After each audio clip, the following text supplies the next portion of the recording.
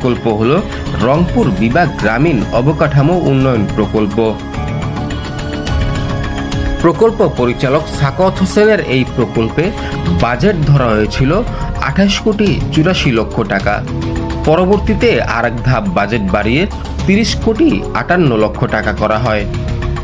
প্রায় 31 কোটির এই প্রকল্পের মেয়াদ ছিল 2017 থেকে 2022 পর্যন্ত।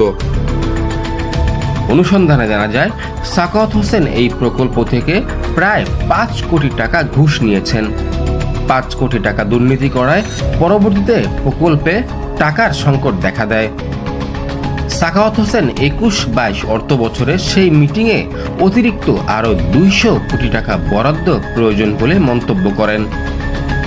সাখাওয়াত হোসেনের সেই প্রকল্পের উপপরিচালক আব্দুর রশিদ মিয়া কমিশন নিয়েছেন প্রায় 3 কোটি টাকা।